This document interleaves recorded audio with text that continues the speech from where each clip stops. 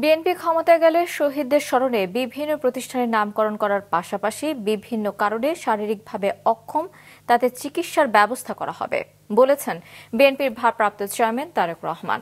অন্যদিকে মির্জা ফখরুল ইসলাম আলমগীর বলেছেন, গতকাল জাতির উদ্দেশ্যে প্রধান উপদেষ্টার ভাষণে নির্বাচনের রূপরেখা না থাকায় তারা হতাশ হয়েছেন। জাতীয় প্রেস ক্লাবে এই আয়োজনটি করা হয় ২৪-এর গণ আন্দোলনে পঙ্গুত্ব বরণকারী ছাত্র জনতা ও দুস্থদের মাঝে হুইল চেয়ার বিতরণের জন্য। এই আন্দোলনে গিয়ে পুলিশের গুলিতে ও আওয়ামী লীগের দ্বারা নির্যাতিত হয়ে শরীরের গুরুত্বপূর্ণ অঙ্গ হারানো ব্যক্তিরা নির্যাতনকারীর বিচার দাবি করেন। বিএনপির ভারপ্রাপ্ত চেয়ারম্যান তারেক রহমান ভার্চুয়ালি যুক্ত হয়ে বলেন, বিএনপি ভবিষ্যতে ক্ষমতায় গেলে গণ আন্দোলনে আহতদের পাশে থাকবে, শহীদদের স্মরণে বিভিন্ন প্রতিষ্ঠানের নামকরণ করবে।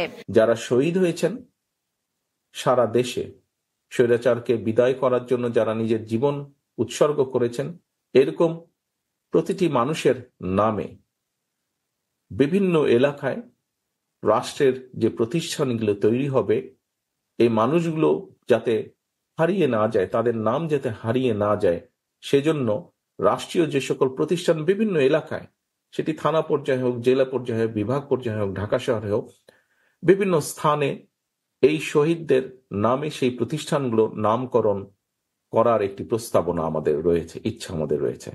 এদিকে প্রধান উপদেষ্টা অধ্যাপক ডক্টর মোহাম্মদ ইউনুস জাতির উদ্দেশ্যে দেয়া ভাষণে নির্বাচনের রূপরেখা না দেওয়ায় আশাহত হয়েছেন বলে জানিয়েছেন বিএনপির মহাসচিব মির্জা ফখরুল ইসলাম আলমগীর। আমি আশা করেছিলাম যে প্রধান উপদেষ্টা মহোদয় তার সমস্ত প্রজ্ঞা দিয়ে সমস্যাটা চিহ্নিত করে তিনি নির্বাচনের একটা রূপরেখা দেবেন।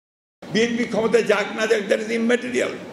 কিন্তু আজকে যারা বাংলাদেশের ক্ষতি করতে চাচ্ছে, যারা বাংলাদেশের স্থিতিশীলতা নষ্ট করতে চাচ্ছে, বাংলাদেশকে যারা সংঘাতের মধ্যে জড়িয়ে যাচ্ছে, তারা তখন পিছিয়ে যেতে বাধ্য হবে, কারণ ওই সরকারের পিছনে জনগণের সমর্থন থাকবে।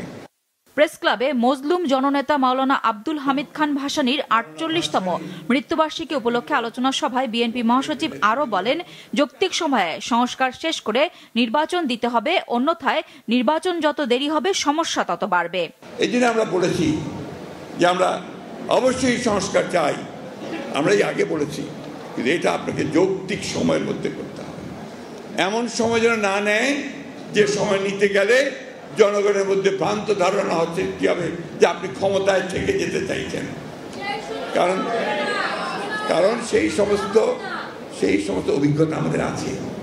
ওই ফখরুদ্দিন মনিরুদ্দিনের সরকার, তারা আপনার এসে এখানে আবার কিংস পার্টি করার চেষ্টা করছিল, মনে আছে আপনাদের?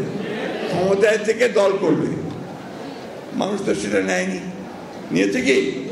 তাড়াতাড়ি ইলেকশন দিয়ে পালিয়ে যেতে হয়েছে, তাই না? নুরুন নাহার উইলি, মাছরাঙা সংবাদ, ঢাকা।